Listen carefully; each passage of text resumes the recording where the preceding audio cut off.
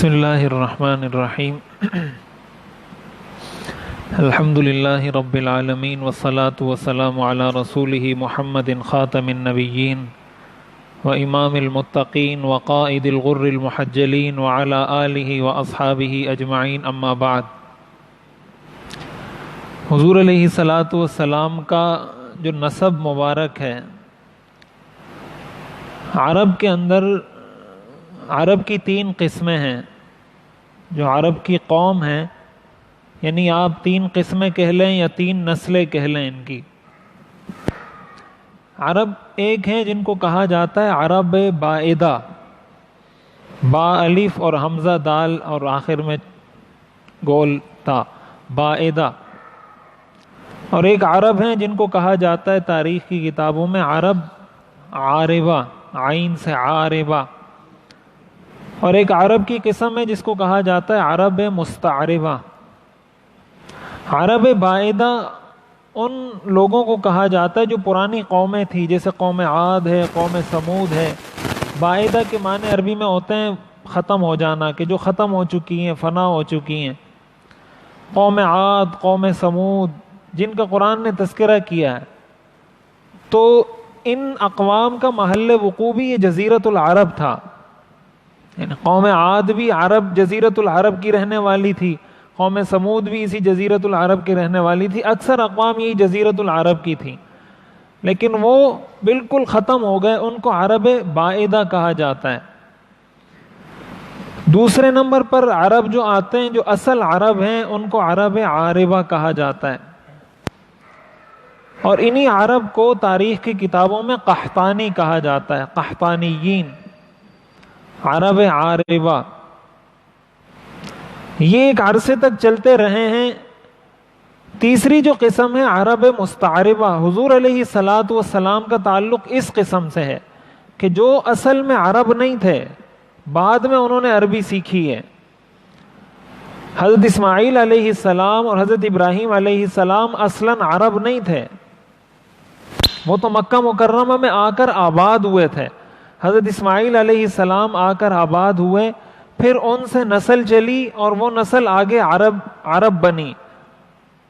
تو ان عربوں کو کہا جاتا ہے عرب مستعربہ، کہ جو اصلاً اور نسلاً عرب نہیں تھے۔ بعد میں حضرت ابراہیم علیہ السلام تو عراق میں آپ کی بعثت ہوئی تھی، حضرت ابراہیم علیہ السلام کی، اگرچہ آپ کا حضرت ابراہیم علیہ السلام کو یہ خصوصیت حاصل ہے کہ حضرت ابراہیم سے پہلے بھی جتنے انبیاء آئے ہیں اور بعد میں بھی جتنے انبیاء آئے ہیں، سوائے حضور علیہ الصلاۃ والسلام کے، حضرت ابراہیم وہ پیغمبر ہیں جن کی نبوت کسی خاص قوم کے لیے نہیں تھی۔ باقی جتنے انبیاء ہیں ان کی نبوت خاص قوم کے لیے ہوا کرتی تھی۔ حضرت ابراہیم کی نبوت اور رسالت کسی خاص قوم کے لیے نہیں تھی، بہت ساری اقوام کے لیے تھی۔ اس لیے وہ عراق بھی گئے ہیں، وہ شام بھی گئے ہیں، فلسطین بھی گئے ہیں، وہ جزیرۃ العرب بھی آئے ہیں، بیت اللہ بھی آئے ہیں۔ اور ہمیں جو حکم دیا گیا ہے، ہم جو اپنے آپ کو کہتے ہیں ملت ابراہیمی، وہ اسی لیے کہتے ہیں کہ ہم بھی حضرت ابراہیم علیہ السلام کی پیروی کرتے ہیں، ان کی سنتوں کو زندہ کرتے ہیں۔ حضور علیہ الصلاۃ والسلام اپنے آپ کو یہ کہتے تھے کہ میں ملت ابراہیمی کا پیروکار ہوں۔ تو حضرت ابراہیم علیہ السلام کی اصل بعثت عراق میں ہوئی تھی، اور عراق ظاہر ہے اس وقت کوئی عرب نہیں تھا۔ یہ جو سارے ملک عرب بنے ہیں، عراق میں جو آج عربی بولی جاتی ہے، یہ اس لیے نہیں کہ یہ شروع سے عرب ہیں۔ یہ تو صحابہ نے جب فتح کیا ان علاقوں کو، تو وہاں جا کر وہاں کی زبان عربی بنائی ہے۔ صحابہ اکرام نے جب ان علاقوں کو فتح کیا ہے، اب آپ افریقہ کے جو ممالک ہیں، مصر میں چلے جائیں آپ، مصر ہے، مراکش ہے، الجزائر ہے، تیونس ہے، یہ سارے شہر ملک افریقہ کے ملک ہیں۔ اب کہاں جزیرۃ العرب اور کہاں افریقہ؟ مصر ایشیا میں تو نہیں آتا، مصر تو افریقہ میں آتا ہے۔ مراکش، الجزائر، تیونس، یہ ساری جو شمالی افریقہ کی پٹی ہے، یہ سارے عرب ممالک ہیں۔ یہاں کی جو زبان ہے وہ عربی ہے، حالانکہ یہ اصلاً افریقی ہیں۔ وہ عربی ان کی زبان اس لیے بنی کہ جب صحابہ نے افریقہ کو فتح کیا، وہاں تک پہنچے، تو انہوں نے وہاں کی ساری چیزیں تبدیل کر دیں، وہاں کی روایات، وہاں کا کلچر، وہاں کی زبان تک تبدیل کر دی۔ یہ اصل فرق تھا صحابہ کرام میں اور ہم میں۔ صحابہ کرام جہاں جاتے تھے وہ اپنا اثر بٹھاتے تھے دوسروں پر، وہ اپنے آپ کو مؤثر بناتے تھے، غالب ہوتے تھے، دوسروں کا اثر قبول نہیں کرتے تھے۔ یہ صحابہ کی صفت تھی۔ اسی لیے ان ملکوں کی زبان آج بھی عربی ہے، آج بھی مصر میں عربی بولی جاتی ہے، جیسی بھی صحیح یا غلط، ٹوٹی پھوٹی عامی عربی، لیکن زبان ان کی عربی ہے۔ تو یہ عربی زبان ان کی بنی اسی طرح ہے کہ صحابہ نے وہاں جا کے اپنا اثر چھوڑا ہے۔ تو اس سے ہمیں یہ بات معلوم ہوتی ہے کہ ایک مسلمان کو مؤثر ہونا چاہیے، متاثر نہیں ہونا چاہیے۔ ہم دوسروں سے بہت جلدی متاثر ہو جاتے ہیں، اپنا اثر کسی پر نہیں چھوڑتے۔ ایک مسلمان کی صفت اور شان یہ ہوتی ہے کہ وہ اپنا اثر چھوڑے کسی اور پر، بجائے اس کے کہ آپ ماحول کے رنگ میں رنگ جائیں اور جس طرح سب کچھ چل رہا ہے ہم اسی طرح چلنا شروع کر دیں۔ یہ ایک اعلیٰ درجے کے مسلمان کی صفت نہیں ہوتی۔ ہم بہت سارے گناہ اسی لیے کرتے ہیں نا کہ ہم کہتے ہیں یار یہ بھی کر رہا ہے، وہ بھی کر رہا ہے، وہ بھی کر رہا ہے، میں اگر بولوں گا کہ نہیں کرو تو سارے بولیں گے یہ بھی بڑا مولوی صاحب آیا، یہ بڑا صوفی صاحب آیا، یہ بڑا تبلیغی آیا، اس کو کوئی اعتراض نہیں ہے، اس کو کوئی اعتراض نہیں ہے، اس کو کوئی اعتراض نہیں ہے، اس کو بڑا اعتراض ہے۔ تو اگر ایک کام آپ سمجھتے ہیں کہ شریعت کے خلاف ہے، ناجائز ہے، تو پھر تو آپ کو اس پر سٹینڈ لینا چاہیے، آپ کو کہنا چاہیے کہ یہ غلط ہے، چاہے کوئی آپ کی بات مانے یا نہیں۔ جب وہ غلط کام کرنے والے آپ کا اثر قبول نہیں کر رہے تو آپ کیوں ان کا اثر قبول کرتے ہیں؟ صرف اس لیے کہ وہ زیادہ ہیں آپ کم ہیں، اس لیے تو آپ کبھی بھی کسی کا اثر قبول نہیں کر سکتے۔ تو یہ صحابہ کی شان تھی۔ تو میں یہ عرض کر رہا تھا کہ حضرت ابراہیم علیہ السلام اور حضرت اسماعیل علیہ السلام کی اصل زبان عربی نہیں تھی۔ بعد میں چونکہ وہ جزیرۃ العرب میں رہے، یہاں رہنے سے ان کی شادیاں ہوئی، قبیلہ جرہم کے اندر حضرت اسماعیل علیہ السلام نے شادی کی، وہاں سے جا کے یہ عرب کا قبیلہ سارا پیدا ہوا۔ اس لیے حضور علیہ الصلاۃ والسلام کا تعلق اس تیسری قسم کے عرب سے ہے، عرب مستعربہ جن کو کہا جاتا ہے، کہ جن کے آباء و اجداد اصل میں عرب نہیں تھے، بعد میں جا کر وہ عرب بنے ہیں۔ حضور علیہ الصلاۃ والسلام کا جو نسب مبارک ہے، حضور علیہ الصلاۃ والسلام کا نسب ہے محمد بن عبداللہ بن عبد المطلب بن ہاشم بن عبد مناف بن قصی بن کلاب بن مرہ بن لوئی بن غالب بن فہر بن مالک بن نظر بن کنانہ بن خزیمہ بن مدرکہ بن الیاس بن مضر بن نزار بن معد بن عدنان۔ یہ حضور علیہ الصلاۃ والسلام کا نسب ہے۔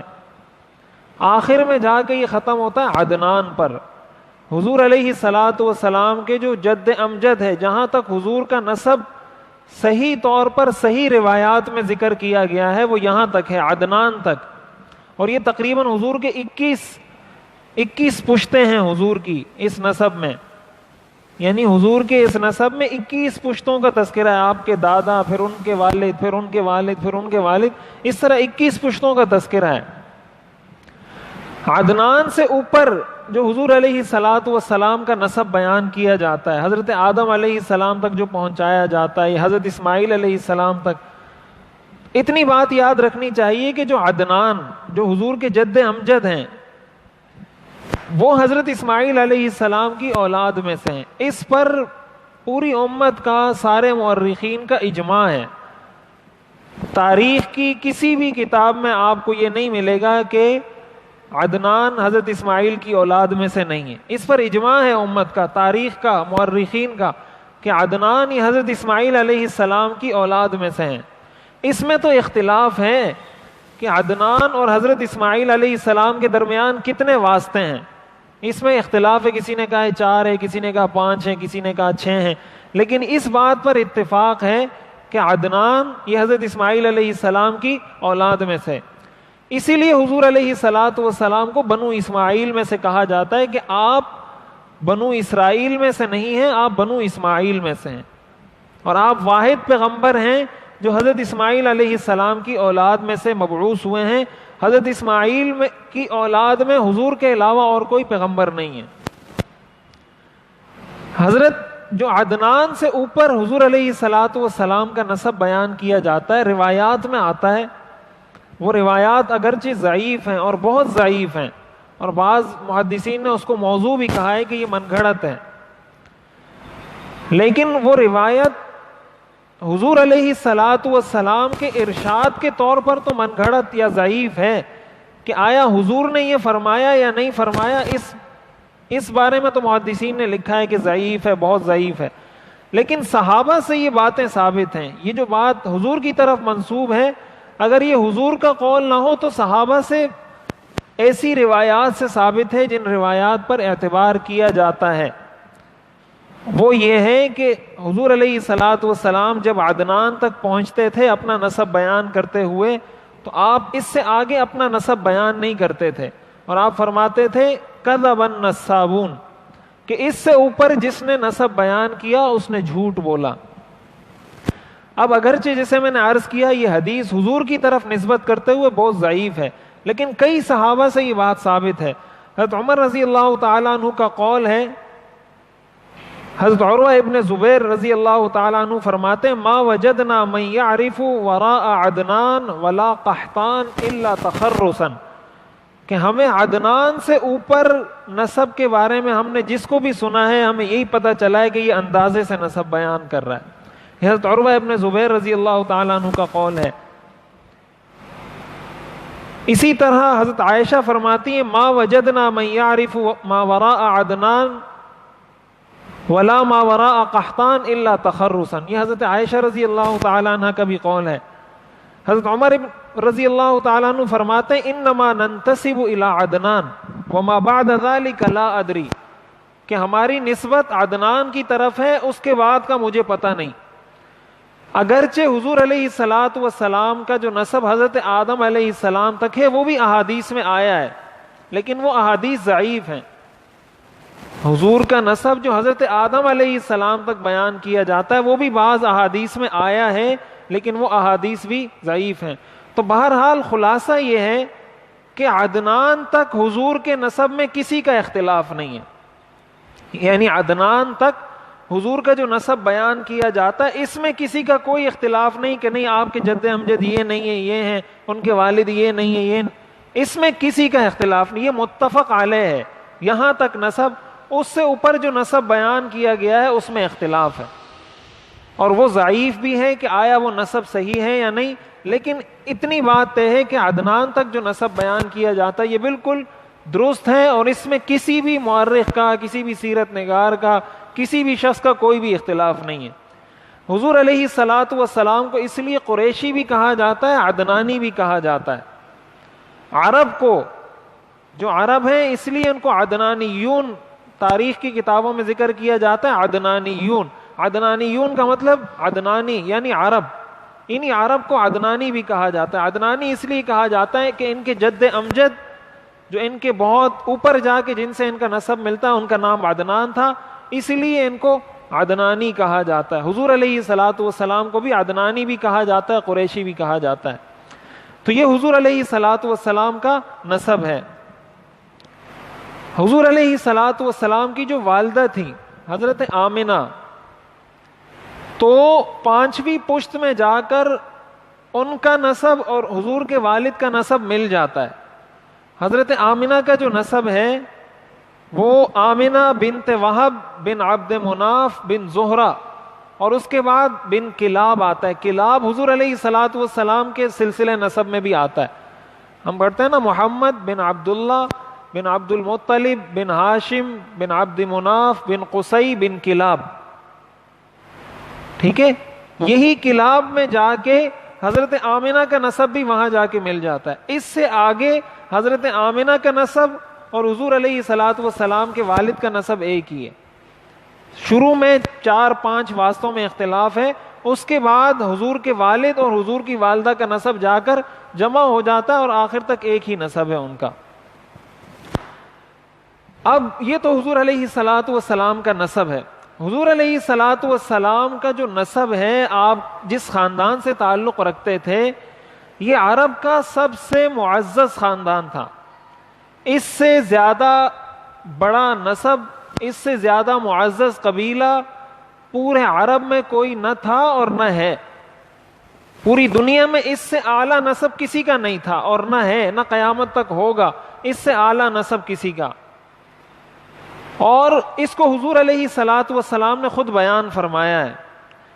صحیح مسلم کی روایت ہے، حضور علیہ الصلاۃ والسلام نے ارشاد فرمایا ان اللہ اصطفى من ولد ابراہیم اسماعیل، کہ اللہ تعالیٰ نے حضرت ابراہیم کی اولاد میں سے حضرت اسماعیل کو چنا.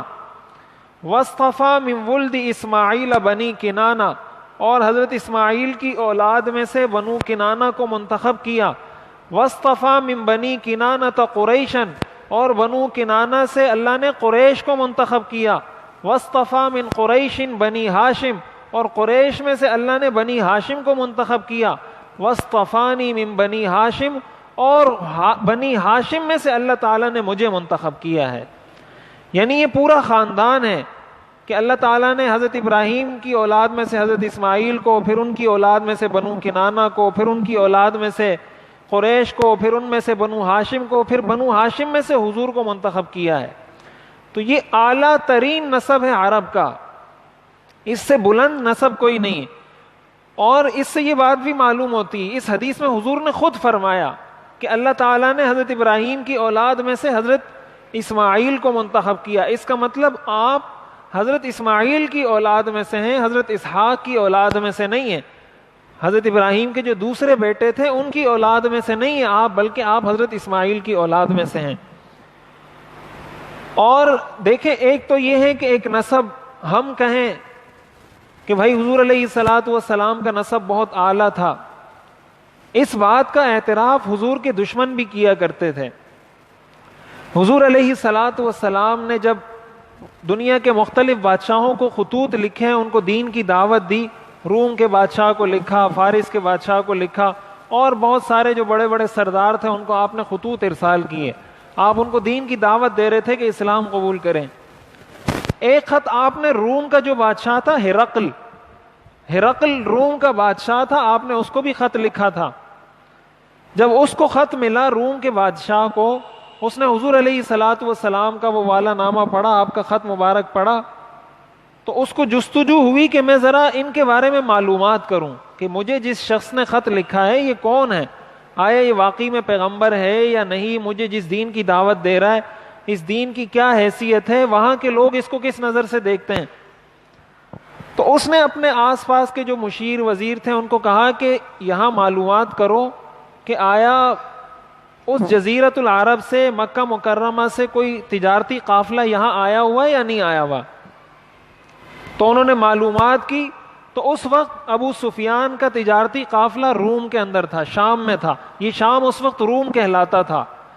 روم کہلانے کا مطلب یہ کہ یہ روم کے زیر اثر تھا، یہاں حکومت روم کی تھی شام کے علاقے میں. اور عرب جاتے تھے، عرب کا جو گزر بسر تھا وہ تجارت پہ ہوتا تھا. قرآن میں آتا ہے نا ایلافہم رحلۃ الشتاء والصیف، دو ان کے چکر لگتے تھے، ایک سردی میں یہ کاروبار کے لیے جاتے تھے، ایک گرمی میں کاروبار کے لیے جاتے تھے. شام چونکہ ٹھنڈا علاقہ ہے تو گرمی کے موسم میں شام جاتے تھے، یمن گرم علاقہ ہے تو سردی کے موسم میں یمن چلے جاتے تھے. اپنی مصنوعات یا اپنی پیداوار وہاں جا کے لوگوں کو بیچتے تھے. اور وہاں چونکہ یہ ساحل ہے، یمن بھی ساحل پر ہے، شام بھی ساحل پر ہے، وہاں جو باہر سے چیزیں آتی تھی وہ خریدتے بھی تھے. تو ابو سفیان کا قافلہ بھی وہاں اس وقت موجود تھا. تو ہرقل نے جو روم کا بادشاہ تھا اس نے بلوایا حضور علیہ الصلاۃ والسلام کے بارے میں معلومات کے لیے ابو سفیان کو. اور ظاہر ہے ابو سفیان تو مسلمان نہیں ہوئے تھے اس وقت، وہ تو بہت بعد میں جا کے مسلمان ہوئے. فتح مکہ کے موقع پر اس سے کچھ پہلے حضرت ابو سفیان مسلمان ہوئے. اور وہ حضور کے سخت دشمن تھے، یعنی حضور کے مقابلے میں جتنے لوگ تھے وہ ان کے سربراہ تھے. یعنی ایک طرف حضور علیہ الصلاۃ والسلام اور آپ کے صحابہ تھے مکہ میں، دوسری طرف جتنے کافر جتنے مشرک تھے ان کے سربراہ، ان کے لیڈر اور رہنما ابو سفیان تھے. آپ کے خلاف ہونے والی ہر سازش کی سربراہی ابو سفیان کیا کرتے تھے. تو ہرقل نے جب ان کو بلایا ابو سفیان کو تو ان سے پوچھا، کچھ سوالات کیے، بہت سارے سوالات کیے حضور علیہ الصلوۃ والسلام کے بارے میں. سب سے پہلا سوال جو انہوں نے کیا ہرقل نے، تو اس نے پوچھا کیف نسبہ فیکم، اس آدمی کا نسب کیا ہے، یعنی تم اپنے آپ میں اس کے نسب کو کس نظر سے دیکھتے ہو؟ بڑے خاندان سے تعلق رکھتا ہے، کوئی درمیانے خاندان سے تعلق رکھتا ہے، کوئی نچلے خاندان سے، نسب کیا ہے اس کا؟ تو اس پر ابو سفیان نے کہا ہوا فینا ذو نسب، کہ وہ ہم میں بہت بڑے نسب سے تعلق رکھتا ہے، یعنی وہ بہت بڑا خاندانی آدمی ہے، بہت بڑے خاندان اور قبیلے سے تعلق رکھتا ہے. تو ابو سفیان نے یہ بات کی، اور یہ بات آپ کے علم میں ہوگی کہ عرب کا سارا فخر ہی اپنے نسب پر ہوتا تھا. وہ کبھی کسی دوسرے کے بارے میں یہ نہیں کہتے تھے کہ اس کا نسب مجھ سے اچھا ہے. ان کی ساری لڑائیاں، سارے جھگڑے وہ نسب پر ہوتے تھے. وہ کہتا تھا میں بڑا ہوں. یہ جو جاہلیت تھی، تعصب تھا، یہی تھا نا کہ ایک قبیلہ دوسرے کے ساتھ، دوسرا تیسرے کے ساتھ لڑتا رہتا تھا اسی بات پر. لیکن اس کے باوجود ابو سفیان نے ہرقل کے سامنے، باوجود یہ کہ وہ کہہ سکتے تھے کہ ان کا نسب یا وہ اچھے نسب سے تعلق نہیں رکھتے، انہوں نے باقاعدہ کہا ہوا فینا ذو نسب، اور بہت سارے سوالات ہرقل نے کیے. تو آخر میں پھر ہرقل نے سارے سوالات اور ان کے جوابات دہرائے کہ میں نے تم سے یہ پوچھا، تم نے یہ کہا، یہ پوچھا، یہ کہا، یہ پوچھا. تو اس نے یہ کہا ہرقل نے سألتک عن نسبہ فذکرت انہ فیکم ذو نسب، یہ صحیح بخاری کی روایت ہے کہ میں نے تم سے پوچھا اس کے نسب کے بارے میں، ان کے نسب کے بارے میں، تو تم نے کہا بہت بڑے خاندان سے تعلق رکھتا ہے. اس کے آگے ہرقل نے کہا وَكَذَلِكَ الرُّسُلُ تُبْعَثُ فِي قَوْمِهَا، اللہ تعالیٰ جب بھی کسی رسول کو بھیجتا ہے ہمیشہ بہت اعلیٰ نسب سے بھیجتا ہے. اس کا مطلب یہ ہوا کہ ابو سفیان نے جو حضور کے دشمن تھے اس وقت، انہوں نے بھی اس بات کا اعتراف کیا آپ کے مد مقابل ہونے کے باوجود کہ ان کا نسب بہت اعلیٰ ہے.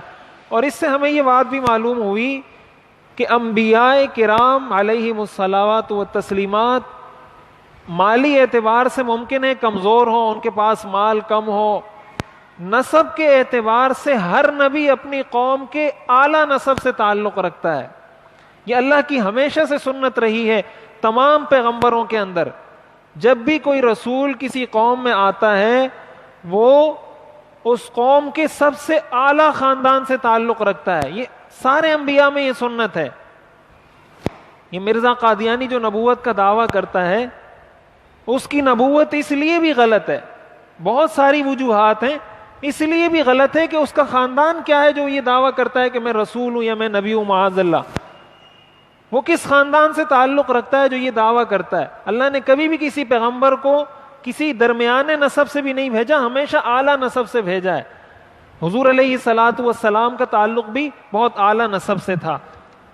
تو یہ ہمیں معلوم ہونا چاہیے کہ حضور علیہ الصلوۃ والسلام کے نسب کا اعلیٰ ہونا، اس کے بارے میں خود حضور نے بھی بتایا ہے اور آپ کے دشمنوں نے بھی اس بات کا اعتراف کیا ہے.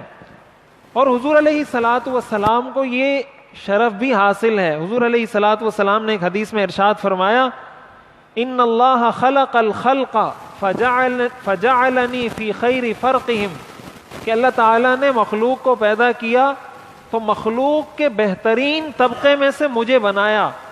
ثم خیر القبائل، پھر اللہ تعالیٰ نے قبیلے بنائے.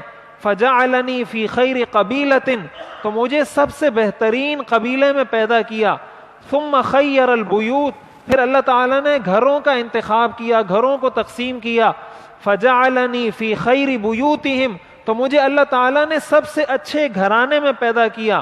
فانا خیرہم نفسا وخیرہم بیتا، آپ نے فرمایا کہ میں ان سب سے گھرانے اور خاندان کے اعتبار سے بھی بہتر ہوں، ان سب سے اپنے نسب کے اعتبار سے بھی بہتر ہوں.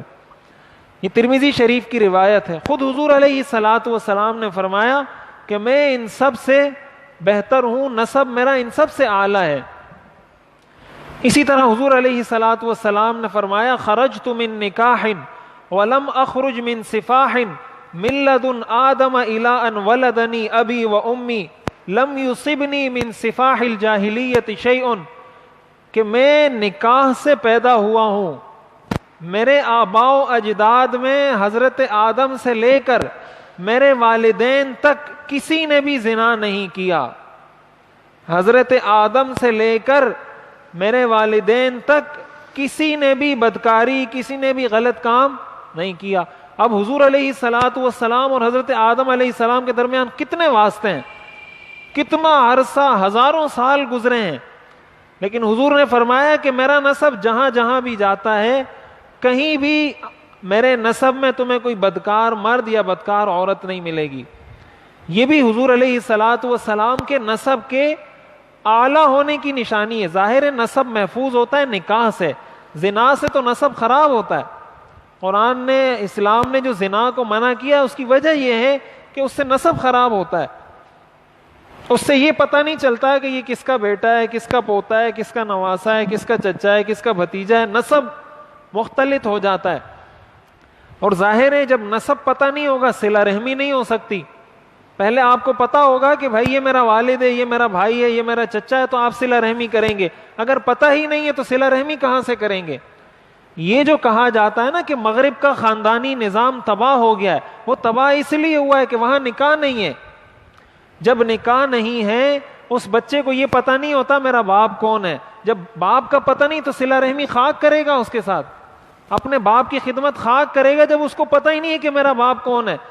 اور جب اس کو باپ کا نہیں پتا تو چچا کا پتہ کیسے چلے گا، دادا کا پتہ کیسے چلے گا، پھر اپنے چچا زاد بھائیوں کا پتہ کیسے چلے گا؟ سوال ہی نہیں پیدا ہوتا کہ اس کو پتہ چلے میرا چچا کون ہے، میرا دادا کون ہے۔ جب یہ ساری چیزیں پتہ نہیں چلیں گی، اس کا مطلب وہ اپنے ابو کے ساتھ بھی صلہ رحمی نہیں کر سکتا، اپنے چچا کے ساتھ بھی نہیں کر سکتا، دادا کے ساتھ بھی نہیں کر سکتا، والد کے رشتے میں کسی کے ساتھ بھی صلہ رحمی کر ہی نہیں سکتا۔ کرے گا تو اس وقت جب پہلے نسب کا پتہ ہوگا، جب نسب کا ہی نہیں پتا تو کہاں سے وہ صلہ رحمی کرے گا؟ اسی لیے حدیث شریف میں آتا ہے تعلموا من انسابکم ما تصلون به ارحامکم، کہ اپنے نسب کو سیکھو، اپنے نسب کو معلوم کرو تاکہ تمہیں صلہ رحمی کرنے میں آسانی ہو۔ جب آپ کو پتہ چلے گا یہ میرے چچا کا بیٹا ہے، یہ میرے ماموں کا بیٹا ہے، یہ میرا چچا زاد ہے، یہ خالہ زاد ہے، یہ پھوپھی زاد ہے، فلاں فلاں فلاں، تو جب نسب کا پتہ ہوگا تب جا کر آپ صلہ رحمی کر سکیں گے۔ اور جب صلہ رحمی کریں گے تو خاندان مضبوط ہوں گے، اتفاق ہوگا، اتحاد ہوگا، محبتیں ہوں گی۔ اور جب صلہ رحمی نہیں ہوگی تو اتحاد نہیں ہوگا، محبتیں نہیں ہوں گی، بھائی چارگی نہیں ہوگی، ہر آدمی اپنی زندگی میں مگن ہوگا۔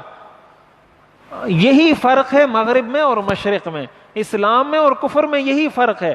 مغرب کا خاندانی نظام اسی لیے تباہ ہو چکا ہے۔ یہ جو گرل فرینڈ کا رواج ہے کہ شادی نہیں کرتے، لڑکیوں کو دوست بناتے ہیں۔ اب وہ کیوں دوست بناتے ہیں؟ اب ہمارے ہاں لوگ اس کو بڑی روشن خیالی سمجھتے ہیں کہ اسلام کیوں اس چیز سے منع کرتا ہے، اس میں کیا مسئلہ ہے، کیوں ممانعت ہے اس کی۔ اب دکھنے میں تو انسان کو بڑا اچھا لگتا ہے کہ آپ گرل فرینڈ بنائیں، بوائے فرینڈ بنائیں اور بس موج مستی کریں، کوئی ضرورت ہی نہیں ہے آپ کو نکاح کی۔ دیکھیں اسلام نے ایک خاندانی نظام کھڑا کیا ہے، وہ خاندانی نظام کھڑا ہوتا ہے نکاح پر۔ جب آپ کسی کو دوست بناتے ہیں، کوئی لڑکا لڑکی کو یا لڑکی لڑکے کو دوست بناتے ہیں، اس کا مطلب یہ ہوا کہ وہ نہ تو اس کے مہر کا خرچہ اٹھانا چاہتا ہے، نہ نکاح کا خرچہ اٹھانا چاہتا ہے، نہ اس کے کھانے پینے کا خرچہ اٹھانا چاہتا ہے، نہ اس کی اولاد کا خرچہ اٹھانا چاہتا ہے، بس مزے لینا چاہتا ہے۔ اس لیے کہ نکاح کیا تو نکاح کرنے کے بعد تو بیوی کو خرچہ بھی دینا پڑے گا، اس کو مہر بھی دینا پڑے گا، وہ بیمار ہوگی اس کا علاج بھی کرانا پڑے گا، اس کی اولاد ہوگی اس کی تربیت بھی کرنی پڑے گی، اس اولاد پر خرچ بھی کرنا پڑے گا۔ گرل فرینڈ کے چکر میں یہ سارا کچھ نہیں کرنا پڑتا۔ دوست بنائیں، دوستی کریں، مزے لیں، دوستی ختم کر دیں، کوئی بوجھ آپ پر نہیں ہے۔ اب دکھنے میں تو بڑا اچھا لگتا ہے کہ اس سے بڑا آپ انجوائے کریں گے۔ شریعت نے جو منع کیا ہے اس لیے منع کیا ہے کہ اس سے اسلام کا پورا خاندانی نظام تباہ ہو جاتا ہے۔ اسلام کا خاندانی نظام بڑھ ہی نہیں سکتا، اس کی نمو اور افزائش ہی نہیں ہو سکتی جب تک نکاح نہ ہو۔ جب نکاح ہوگا تو وہ آپس میں ایسے جڑ جاتے ہیں کہ پھر جدا نہیں ہو سکتے، پھر وہ سارے خرچے اٹھائے گا۔ اسی لیے اسلام نکاح پر زور دیتا ہے، اور غلط کاموں سے، بے حیائی سے، نظروں کی حفاظت کا، یہ سارے احکام شریعت نے اس لیے دیے ہیں کہ انسان کسی غلط راستے پر نہ چل پڑے، اس لیے کہ اس غلط راستے میں تو اس کو بڑی آسانیاں ملیں گی. وہ آسانیاں وقتی طور پر تو ہیں کہ وقتی طور پر آپ کو مزہ آ رہا ہے, وقتی طور پر آپ کو تفریح مل رہی ہے, وقتی طور پر آپ کے اوپر کوئی بوجھ نہیں ہے, لیکن اگر لانگ ٹرم بنیادوں پر آپ اس کو سوچیں تو آپ اپنے آپ کو کھوکھلا کر رہے ہوتے ہیں, پوری سوسائٹی کو کھوکھلا کر رہے ہوتے ہیں, پورے معاشرے کو کھوکھلا کر رہے ہوتے ہیں. اس کے نتیجے میں پھر محبتیں پیدا نہیں ہوتی ہیں, اس کے نتیجے میں عداوتیں پیدا ہوتی ہیں, دشمنیاں پیدا ہوتی ہیں, پھر کسی کو کسی کی پرواہ نہیں ہوتی, پھر ہر آدمی اپنی زندگی میں مگن ہوتا ہے. اسی لیے اسلام نے نکاح پر اتنی توجہ دی ہے. اور آج کل تو مغرب میں یہ حالت ہو چکی ہے کہ وہاں پر بہت سارے ممالک ایسے ہیں کہ وہاں بچے کے نام کے ساتھ اب والدہ کا نام لکھا جاتا ہے, والد کا نام لکھا ہی نہیں جاتا. ایسے ممالک بھی ہیں, جیسے ہم یہاں لکھتے ہیں نا فلاں بن فلاں, تو وہ بن فلاں میں والد کا نام نہیں لکھتے, والدہ کا نام لکھتے ہیں, اس لیے کہ والد کا نام ان کو پتہ ہی نہیں ہے. ہم ان کے پیچھے پیچھے اندھے ہو کے چل رہے ہیں کہ وہ جو کر رہے ہیں بڑا اچھا, وہ زندگی کو انجوائے کر رہے ہیں, بڑے مزے میں ہیں, یہ ہیں وہ ہیں. ہمارے مسلمان بھی کبھی کبھی یہ باتیں کرتے ہیں, ان کو پتہ نہیں ہے کہ وہ کتنے تباہ ہو چکے ہیں. آپ ان سے پوچھیں وہ واپس پلٹ رہے ہیں. وہ ان ساری چیزوں پہ پابندی لگا کے دوبارہ خاندانی نظام ڈیولپ کرنا چاہتے ہیں, اپنا نہیں کر سکتے, ابھی ناکام ہو گئے ہیں وہ لوگ. وہ دوبارہ پلٹ رہے ہیں کہ ہمارا نظام دوبارہ کسی طرح ٹھیک ہو جائے, اور ہم اسی خراب نظام کی طرف بڑھ رہے ہیں.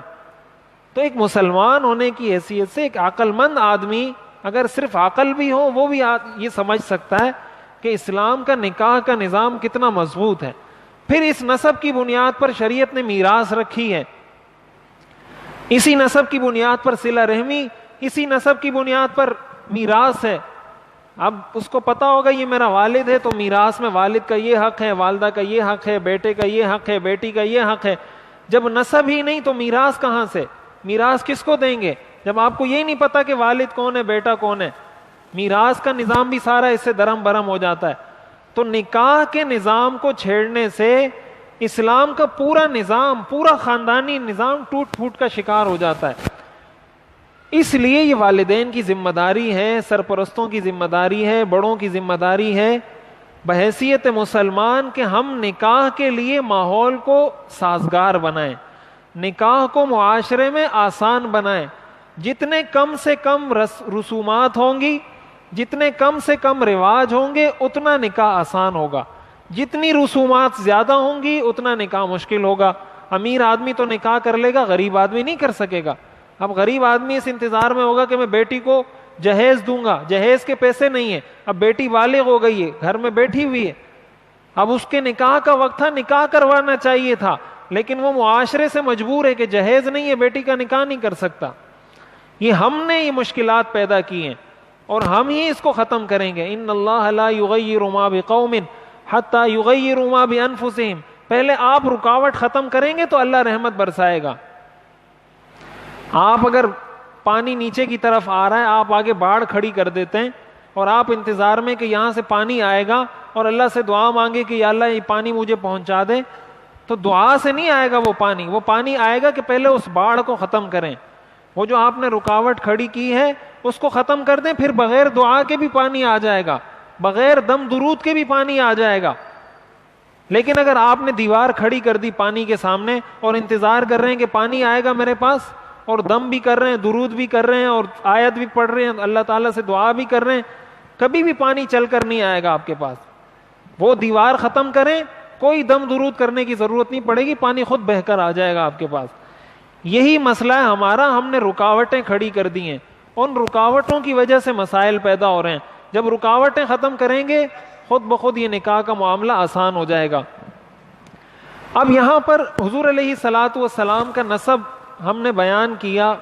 اب نسب کے حوالے سے ایک بات ہمیں یہ سمجھنی چاہیے, جیسے میں نے عرض کیا کہ اسلام نے نسب کو بہت اہمیت دی ہے. حدیث شریف میں آتا ہے من انتسب الى غیر ابیہ وهو یعلم انه غیر ابیہ فالجنۃ علیہ حرام, کہ جس نے اپنی نسبت اپنے والد کے علاوہ کسی اور کی طرف کی اور وہ یہ بات جانتا بھی ہے کہ وہ میرا والد نہیں ہے, آپ نے فرمایا ایسے شخص پر جنت حرام ہے. اور ایک روایت میں آپ نے فرمایا ایسا شخص کافر ہو جاتا ہے. یہ صحیح احادیث ہے بخاری اور مسلم کی. کہ اپنے والد کے علاوہ کسی اور کی طرف اپنے آپ کو منسوب کرنا یہ بہت بڑا گناہ ہے. یہ جو نسبت کر دی جاتی ہے نا اپنے آپ کو، کوئی سید لکھتا ہے، کوئی ہاشمی لکھتا ہے، کوئی عباسی لکھتا ہے، کوئی عثمانی لکھتا ہے، کوئی فاروقی لکھتا ہے، یہ بھی نسبتیں ہیں. آپ جب اپنے آپ کو فاروقی لکھتے ہیں یا آپ اپنے آپ کو صدیقی لکھتے ہیں، اس کا مطلب کہ آپ کا نسب حضرت ابوبکر صدیق رضی اللہ تعالیٰ عنہ سے ملتا ہے. تو اگر آپ کو پتا ہے یا آپ کے والدین نے آپ کو بتایا ہے کہ ہم حضرت ابوبکر صدیق رضی اللہ تعالیٰ عنہ کی اولاد میں سے ہیں، تب تو ٹھیک ہے، آپ لکھیں اپنے ساتھ صدیقی. لیکن نہ تو آپ کو پتا ہے نہ آپ کو کسی نے بتایا ہے، بس ویسے ہی صدیقی لکھنا شروع کر دیا، ویسے ہی فاروقی لکھنا شروع کر دیا، ویسے ہی عثمانی لکھنا شروع کر دیا. یہ گناہ ہے، اور گناہ کبیرہ ہے، حرام ہے. صغیرہ گناہ نہیں، یہ کبیرہ گناہ ہے اپنے آپ کو کسی اور کی طرف منسوب کرنا. تو ایک تو ہمارے ہاں اس چیز میں بے-احتیاطی کی جاتی ہے نسب کے معاملے میں. قرآن کریم میں آتا ہے ادعوہم لآبائہم هو اقسط عند اللہ. حضرت زید حضور علیہ الصلوۃ والسلام کے منہ بولے بیٹے تھے، آپ نے ان کو اپنا بیٹا بنا لیا تھا، جس کو متبنہ کہا جاتا ہے، منہ بولا بیٹا کہا جاتا ہے. صحابہ ان کو کہتے تھے زید بن محمد. صحابہ کے درمیان ان کا جو معروف نام تھا زید بن محمد کہا جاتا تھا. اس پر قرآن کریم کی آیات نازل ہوئی ہیں ادعوہم لآبائہم، کہ لوگوں کی نسبت ان کے والد کی طرف کرو. ہوا اقسط عند اللہ، یہ زیادہ انصاف کی بات ہے. فإن لم تعلموا آباءهم فإخوانكم في الدین، اگر ان کے والدین کا پتہ نہیں ہے تو تمہارے دینی بھائی ہیں، لیکن کسی کی طرف منسوب نہ کرو کہ یہ اس کا بیٹا ہے. اس کے بعد صحابہ نے پھر چھوڑ دیا، پھر حضرت زید کو زید بن محمد نہیں کہا جاتا تھا، حضرت زید کہا جاتا تھا یا زید بن حارثہ کہا جاتا تھا. حضور علیہ الصلوۃ والسلام کی طرف نسبت ختم کر دی گئی. تو اس سے یہ معلوم ہوتا ہے کہ اپنی نسبت، اچھا اس کے اندر ایک چیز یہ بھی سمجھنی چاہیے کہ بسا اوقات جیسے ہمارے ہاں بھی ہوتا ہے کسی کی اولاد نہیں ہے، بسا اوقات کوئی کسی کو گود لے لیتا ہے، کسی کا بچہ کسی نے لے لیا گود. تو یہ بات اچھے طریقے سے یاد رکھنی چاہیے کہ اگر آپ کسی کا بچہ گود لے لیتے ہیں تو وہ آپ کا بچہ نہیں بنتا، وہ آپ کا بیٹا نہیں بنتا شریعت کی نظر میں. ہاں اگر اس خاتون نے اس کو دودھ پلا دیا ہے تب تو وہ اس کی ماں بن جائے گی، یہ شخص اس کا باپ بن جائے گا. لیکن اگر اس نے اور دودھ بھی اس مدت میں پلایا جو دودھ پلانے کی مدت ہے تو اس صورت میں تو رشتہ ثابت ہو جائے گا، ماں باپ بن جائیں گے. لیکن اگر آپ نے کسی کو گود تو لے لیا لیکن اس خاتون نے اس کو دودھ نہیں پلایا، اس کا مطلب یہ خاتون اس کی والدہ بھی نہیں ہے اور یہ شخص اس کا والد بھی نہیں ہے. لہٰذا یہ شخص ان والدین جو منہ بولے والدین ہیں ان کی میراث میں اس کا حصہ نہیں ہوگا. اس کا میراث میں حصہ اسی والد کی میراث میں ہوگا جس کا یہ اصل میں بیٹا ہے.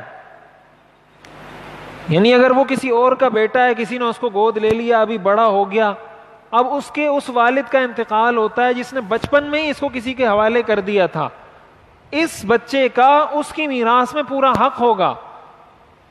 مجھ سے کل کسی نے مسئلہ پوچھا، وہ میراث کا مسئلہ بھیجا کہ اتنے بیٹے ہیں اتنی بیٹیاں ہیں. تو میں نے ان سے پوچھا کہ ان کے بھائی ہیں نہیں ہیں، بہنیں ہیں نہیں ہیں، والدین ہیں یا نہیں ہیں.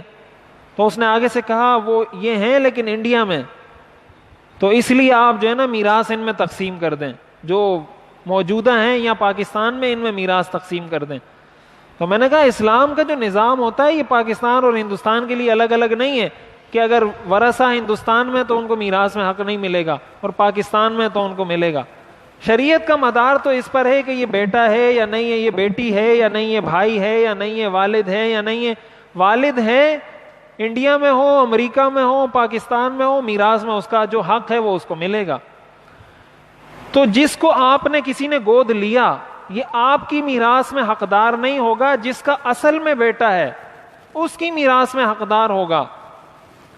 اور اسی کے ساتھ یہ بات بھی سمجھنی چاہیے کہ بسا اوقات جب کسی کو گود لیا جاتا ہے وہ پھر اپنی طرف اس کی نسبت کرتے ہیں. مثال کے طور پر کسی کا نام عبدالستار ہے، اب اس نے کوئی بچہ گود لیا، مثلا اس کا نام حامد ہے، تو وہ اس کے ساتھ لکھتا ہے حامد بن عبدالستار.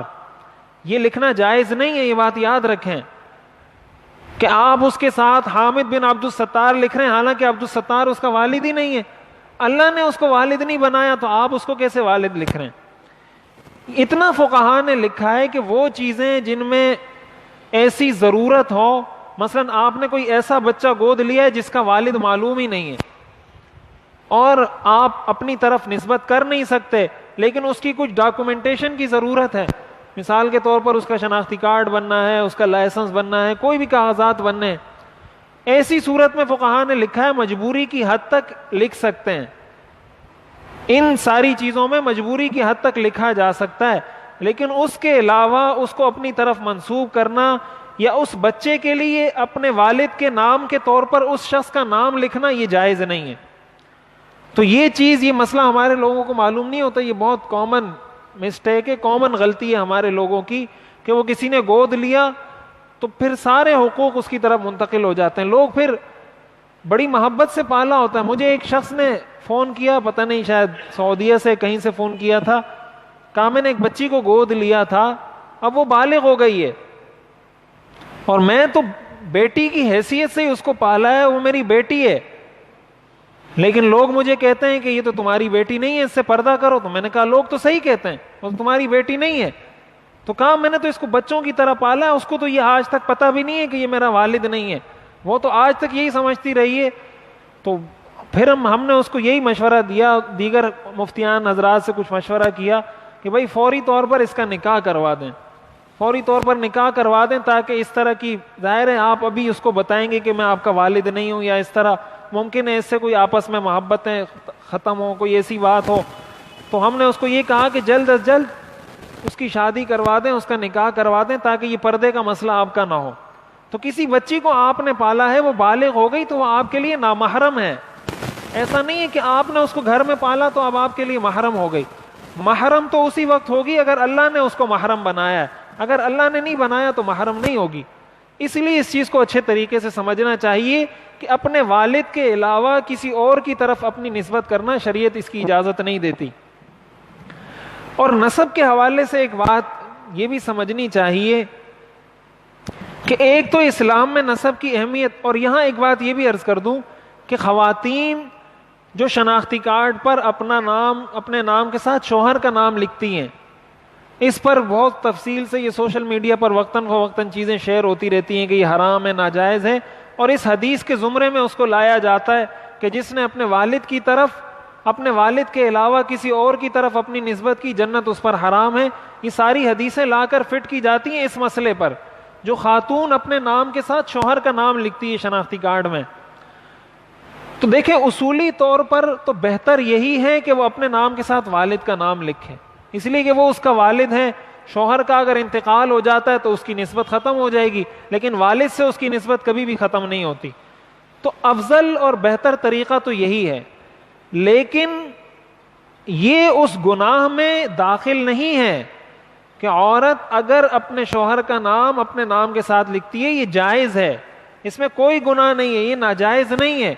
اور ناجائز اس لیے نہیں ہے کہ عورت جو شناختی کارڈ میں اپنے نام کے ساتھ شوہر کا نام لکھتی ہے، وہ اس لیے نہیں لکھتی کہ لوگوں کو یہ بتائے کہ یہ میرا والد ہے، وہ اس لیے لکھتی ہے کہ لوگوں کو یہ بتائے کہ یہ میرا شوہر ہے۔ وہ جو حرام ہے وہ حرام، یہ بات حرام ہے کہ کوئی یہ کہے کہ یہ میرا والد ہے۔ تو شناختی کارڈ میں تو باقاعدہ لکھا ہوتا ہے والد / شوہر کا نام لکھا ہوتا ہے باقاعدہ، جب وہاں لکھا بھی ہے کہ والد / شوہر کا نام، اس کا مطلب یہی ہے کہ شوہر کا نام لکھ رہی ہے یہاں پر۔ تو جب انہوں نے باقاعدہ صراحت کی ہوئی ہے کہ والد یا شوہر کا نام، اور اس نے آگے شوہر کا نام لکھ دیا، تو یہ کہاں سے اس حدیث کے زمرے میں آ جائے گا؟ اسی لیے کہا جاتا ہے کہ محض حدیث سن کے، حدیث پڑھ کے اگر آپ خود اس سے مسئلے نکالنا شروع کریں گے نا کہ یہ تو حدیث میں آیا ہے، یہ تو بخاری میں آیا ہے، یہ تو مسلم میں آیا ہے، خود نکالنا شروع کریں گے، پھر انسان اس طرح کی غلطیاں کرتا ہے۔ تو یہ بات اچھے طریقے سے یاد رکھنی چاہیے کہ بیوی کے نام کے ساتھ جو شوہر کا نام لکھا جاتا ہے، یہ اس وعید میں بھی داخل نہیں ہے اور یہ ناجائز بھی نہیں ہے۔ ہاں یہ فقہا نے لکھا ہے کہ بہتر یہی ہے کہ والد کا نام ہو تو اچھی بات ہے، لیکن بسا اوقات اس میں مشکلات ہوتی ہیں۔ مثال کے طور پر آپ پاسپورٹ بنانے جاتے ہیں یا اور کوئی آپ کے ڈاکومنٹس بنتے ہیں، آپ کے بچوں کے کاغذات بنتے ہیں، تو اب والدہ کا شناختی کارڈ دیکھا جاتا ہے کہ والدہ کے شناختی کارڈ میں شوہر کا نام کیا لکھا ہوا ہے۔ اگر والدہ کے شناختی کارڈ میں اس کے والد کا نام ہوگا تو ان بچوں کے بے فام میں اور شناختی کارڈ میں مسائل پیدا ہوتے ہیں. یہ ٹیکنیکل مسائل ہوتے ہیں اس میں، اسی لیے اس میں کوئی حرج نہیں ہے، اور یہ اس حدیث کے زمرے میں بھی نہیں آتا. دوسری بات نسب کے حوالے سے یہ بات سمجھنی چاہیے کہ ایک تو اسلام نے یہ اہمیت دی ہے نسب کو کہ اسلام نکاح پر زور دیتا ہے، خاندانی سسٹم پر زور دیتا ہے کہ پورا ایک خاندانی سسٹم ہونا چاہیے مسلمانوں کا. دوسری طرف حدیث شریف میں آتا ہے حضور علیہ الصلوۃ والسلام سے صحابہ نے پوچھا من اکرم الناس، لوگوں میں سب سے معزز کون ہے؟ آپ نے فرمایا اتقاہم، جو جتنا اللہ کا ڈر دل میں رکھے گا وہ اتنا ہی معزز ہے اللہ کی نظر میں. قرآن کریم میں بھی اللہ تعالیٰ نے ارشاد فرمایا جعلناکم شعوبا وقبائل لتعارفوا، کہ ہم نے تمہارا نسب اس لیے بنایا ہے تاکہ تعارف ہو کہ بھائی یہ کراچی کا رہنے والا ہے، یہ فلاں علاقے کا رہنے والا ہے، یہ حیدرآباد کا ہے، یہ میرپور خاص کا ہے، یہ جو ہے نا سندھی ہے، یہ پٹھان ہے، یہ بلوچ ہے. یہ تعارف کے لیے کہ آپ کو کوئی کہے کہ بھائی عبداللہ نے کہا تو آپ پوچھیں بھائی کون سے عبداللہ نے کہا، تو آپ کہو جو پٹھان ہے یا وہ جو سندھی ہے یا جو بلوچ ہے. تعارف مقصود ہے اس سے.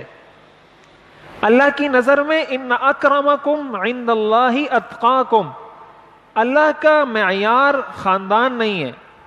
حضرت بلال حبشی رضی اللہ تعالیٰ عنہ کا خاندان کوئی بڑا خاندان تو نہیں تھا، وہ تو افریقہ کے رہنے والے تھے، حبشی تھے.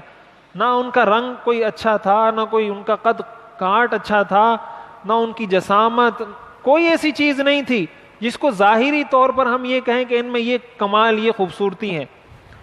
اور ابو لہب حضور کے چچا تھے. ابو لہب یہ حضور کا چچا تھا جس کے بارے میں پوری قرآن کی سورت نازل ہوئی ہے تبت یدا ابی لہب وتب، کہ ابو لہب کے دونوں ہاتھ ٹوٹ جائیں اور یہ ہلاک اور برباد ہو جائیں. وہ حضور کا چچا تھا. تو ایک طرف حضرت بلال ہیں جن کے بارے میں حضور نے فرمایا کہ جب معراج کی شب میں جنت میں گیا تو مجھ سے آگے آگے کسی کے چلنے کی آواز آ رہی تھی، تو میں نے فرشتوں سے پوچھا یہ کون ہے، تو انہوں نے بتایا کہ یہ آپ کے صحابی حضرت بلال ہیں جو جنت میں آپ سے آگے آگے چل رہے ہیں. اور دوسری طرف ابو لہب جو آپ کا چچا ہے، اس کے بارے میں قرآن میں پوری صورت آ گئی کہ اللہ ان کو تباہ و برباد کرے، اس کے دونوں ہاتھ ٹوٹ جائیں. اس کی بیوی کے بارے میں وعید اور یہ سارا قرآن نے ذکر کر دیا وَامْرَأَتُهُ حَمَّالَةَ الْحَطَبِ فِي جِيدِهَا حَبْلٌ مِّن مَّسَدٍ. یہ بات تو طے ہے. حدیث شریف میں آتا ہے ان اللہ لا ينظر الى صورکم واموالکم ولكن ينظر الى قلوبکم واعمالکم. اللہ تعالیٰ تمہاری صورتوں کو بھی نہیں دیکھتا، تمہارے مال کو بھی نہیں دیکھتا. اللہ تعالیٰ تمہارے دل کو دیکھتا ہے اور تمہارے اعمال کو دیکھتا ہے، اموال کو نہیں، اعمال کو. اللہ اموال کو نہیں دیکھتا، اعمال کو دیکھتا ہے. صورت کو نہیں دیکھتا، دل کو دیکھتا ہے. تو اگر ایک نچلے خاندان کا آدمی ہے لیکن وہ شریعت پر عمل کرتا ہے، وہ ہزار درجے بہتر ہے، ان کا کوئی تقابل ہی نہیں ہے اس شخص سے جو شریعت پر عمل نہیں کرتا، چاہے وہ قریشی ہو، چاہے وہ حضور علیہ الصلوۃ والسلام کے خاندان سے تعلق رکھتا ہو، چاہے وہ سید ہو، چاہے بنو ہاشم میں سے ہو. ابو لہب بھی تو بنو ہاشم میں سے تھا، ابو لہب بھی تو قریشی تھا، ابو لہب بھی تو انہی عبد المطلب کی اولاد میں سے تھا. بنو ہاشم تھا، قریشی تھا، عربی تھا، حضور کا چچا تھا، سب کچھ تھا. لیکن یہ رشتہ داری حضور کی یہ رشتہ داری اس کے کسی کام نہیں آئی. بلکہ حدیث شریف میں تو یہ آتا ہے کہ حضور علیہ الصلوۃ والسلام نے ایک مرتبہ حضرت فاطمہ اور حضرت عباس رضی اللہ تعالی عنہ کو مخاطب کر کے فرمایا کہ یا فاطمہ لا اغنی عنک من اللہ شیئا، یا عباس لا اغنی عنک من اللہ شیئا، کہ اے فاطمہ قیامت کے دن میرا نسب تمہارے کام نہیں آئے گا، اے عباس قیامت کے دن میرا نسب تمہارے کام نہیں آئے گا. اور آپ نے آگے یہی فرمایا ان اول الناس بی المتقون من کانوا وحیث کانوا، قیامت کے دن میرے قریب وہ شخص ہوگا جو شریعت پر عمل کرتا ہوگا، چاہے وہ کوئی بھی ہو اور کہیں کا بھی ہو، عربی ہو عجمی ہو، وہ میرے قریب ہوگا جو میری سنتوں کے قریب ہوگا. جو میری سنتوں سے دور ہوگا تو میرا رشتہ دار ہو کر بھی مجھ سے دور ہوگا. اسی لیے حضور علیہ الصلوۃ والسلام نے باقاعدہ اپنے اہل بیت کو مخاطب کر کے کہا کہ قیامت کے دن میں تمہیں فائدہ نہیں پہنچا سکتا۔ اور اسی کے ساتھ ایک بات یہ سمجھنی چاہیے کہ نسب کے بارے میں ہمارے معاشرے میں افراط و تفریط پایا جاتا ہے۔ تو یہ جو میں نے عرض کیا کہ نسب انسان کے لیے کسی کام کا نہیں، جب صحابہ نے حضور سے پوچھا من اکرم الناس، کہ یا رسول اللہ لوگوں میں سب سے معزز کون ہے، آپ نے فرمایا اتقاہم، جو جتنا زیادہ متقی ہے اتنا زیادہ معزز ہے۔ صحابہ نے فرمایا لیس عن ھذا نسألک، ہم آپ سے یہ نہیں پوچھنا چاہتے۔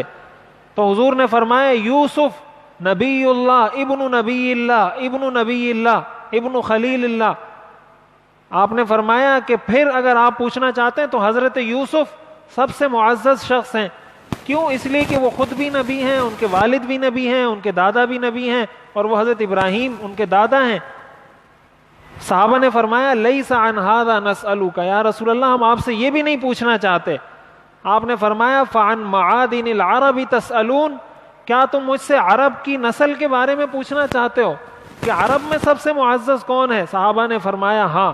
آپ نے فرمایا خیارکم فی الجاہلیت خیارکم فی الاسلام اذا فقہوا، کہ تم میں سے جو شخص جاہلیت میں اعلیٰ تھا، جاہلیت میں افضل تھا، جاہلیت میں بہتر تھا، اگر وہ اسلام قبول کر لیتا ہے اور دین کا علم، دین کی تفقہ، دین کی سمجھ حاصل کر لیتا ہے تو اسلام میں بھی اس کا مرتبہ بلند ہوگا، اسلام میں بھی وہ اعلیٰ مرتبے کا ہوگا۔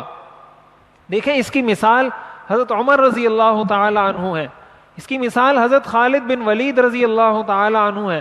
حضرت عمر رضی اللہ تعالی عنہ اور حضرت خالد بن ولید کی شجاعت اور بہادری یہ اسلام سے پہلے بھی تھی۔ احد میں حضور علیہ الصلاۃ والسلام پر فتح کے بعد حملہ کرنے والے حضرت خالد بن ولید تھے، جنہوں نے مسلمانوں کی فتح کو شکست میں تبدیل کیا تھا۔ انہوں نے قیادت کر کے مسلمانوں کو شکست دی تھی احد میں، تو اس وقت بھی جنگجو تھے، اس وقت بھی بہادر تھے۔ حضور علیہ الصلاۃ والسلام نے جو دعا مانگی تھی اللہم اعز الاسلام بعمر ابن الخطاب، کہ یا اللہ اسلام کو حضرت عمر کے اسلام سے عزت دے، مطلب یہ تھا کہ جب یہ اسلام قبول کریں گے تو اسلام کو عزت ملے گی۔ کیوں؟ اس لیے کہ ان کی جرت اور بہادری اسلام سے پہلے بھی تھی۔ تو اسلام نسب کو اس حیثیت میں تو تسلیم نہیں کرتا کہ نسب کی وجہ سے کسی کی برتری کسی پر ثابت ہو کہ یہ اعلیٰ خاندان کا ہے، یہ نچلے خاندان کا ہے، اسلام اس کو تسلیم ہی نہیں کرتا۔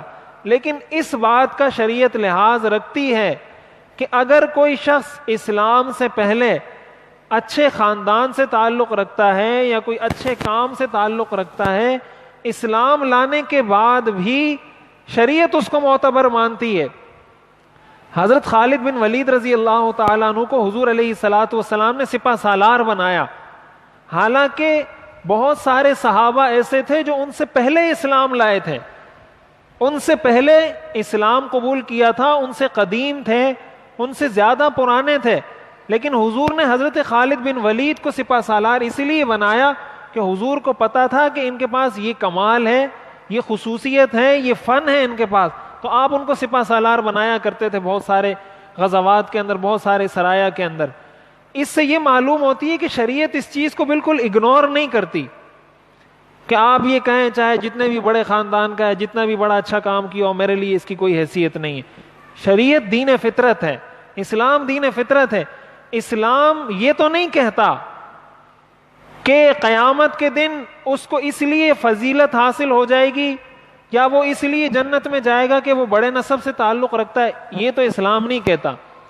لیکن یہ اسلام کہتا ہے کہ اگر کوئی آدمی کسی اچھے خاندان سے تعلق رکھتا ہے، کسی کا بیک گراؤنڈ، خاندانی پس منظر کوئی مضبوط ہے، تو وہ جب اسلام کی طرف آئے گا، مثلا کافر تھا مسلمان ہو گیا، یا دین سے دور تھا دین کی طرف آ گیا، اب دین کی خدمت میں آ گیا، تو اب شریعت اس کی اس حیثیت کو، اس اسٹیٹس کو، اس نسب کو تسلیم کرتی ہے۔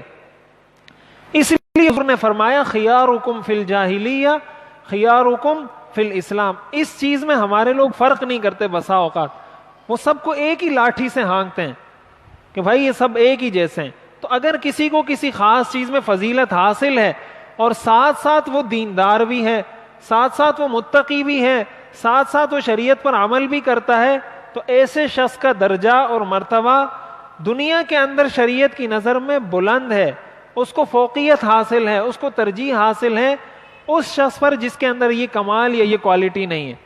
مدار اعمال پر ہی ہے، لیکن اس چیز کو شریعت بالکل نظر انداز نہیں کرتی، اس لیے اس چیز کو بھی سامنے رکھنا چاہیے۔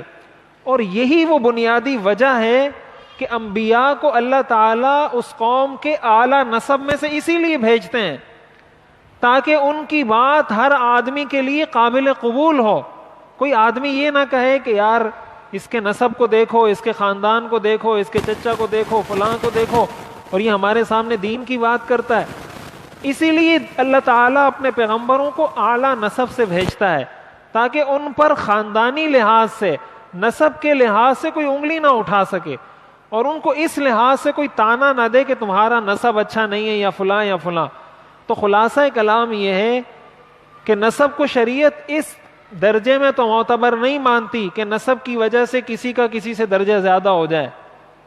کوئی یہ کہے کہ میں بڑے خاندان کا ہوں اس لیے میرا درجہ زیادہ ہے، تو ابو لہب بہت بڑے خاندان کا تھا اور حضرت بلال بہت کم خاندان کے تھے، اور حضرت بلال کی خاک کو بھی نہیں پہنچ سکتا ابو لہب، ان کی خاک کے ذروں کو بھی نہیں پہنچ سکتا، یہ خاندان اس کے کام نہیں آ سکتا۔ ہاں اگر وہ متقی بھی ہے، دیندار بھی ہے، شریعت پر عمل بھی کر رہا ہے، اور ساتھ ساتھ اس کو دنیاوی لحاظ سے کوئی فوقیت حاصل ہے، کسی فن میں مہارت حاصل ہے، نسب میں فوقیت حاصل ہے، کوئی خاص ڈگری ہے اس کے پاس، کوئی خاص فن اس نے سیکھا ہوا ہے، اس فیلڈ کے اندر شریعت پھر اس کو مقدم رکھتی ہے۔ ممکن ہے کہ اس سے کوئی سینئر آدمی ہو کہ بھائی یہ تو مجھ سے سینئر ہے، لیکن اس کو ترجیح اس لیے دی جا رہی ہے کہ اس کو اس چیز میں کمال حاصل ہے۔ ہمارے ہاں بسا اوقات اس چیز کو نشانہ بنایا جاتا ہے کہ میں اس سے سینئر ہوں، میں سینئر ہوں، یہ جونیئر ہے، اور جونیئر ہونے کے باوجود اس کو یہ فیسلٹیز مل رہی ہیں، یہ کچھ مل رہا ہے، مجھے سینئر ہونے کے باوجود نہیں مل رہا۔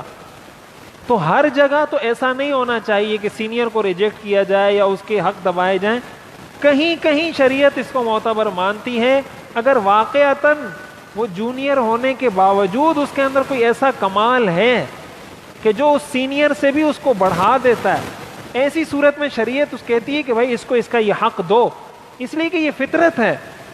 مثال کے طور پر ایک حضرت خالد بن ولید تھے، وہ سپہ سالار تھے، ہمیشہ جنگوں میں قیادت کرتے رہے تھے، ہمیشہ جنگوں میں سربراہی کرتے رہے تھے۔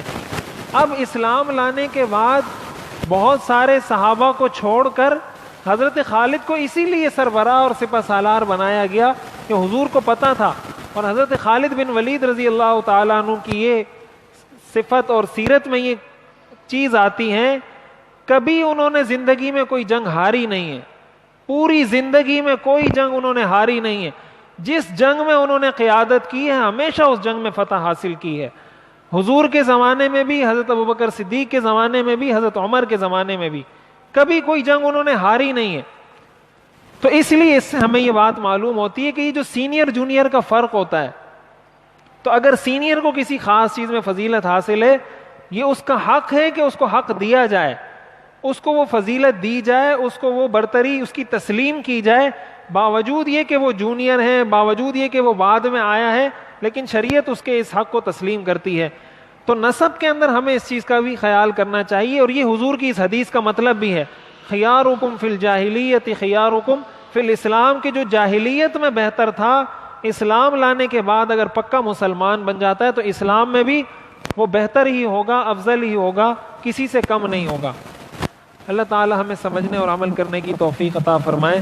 آخر دعوانا الحمدللہ رب العالمین، الحمدللہ رب العالمین، والصلاة والسلام علی رسولہ محمد وآلہ واصحابہ اجمعین۔ ربنا آتنا فی الدنیا حسنہ وفی الآخرۃ حسنہ وقنا عذاب النار، وصلی اللہ تعالی علی خیر خلقہ محمد وآلہ واصحابہ اجمعین، آمین برحمتک یا رحمن۔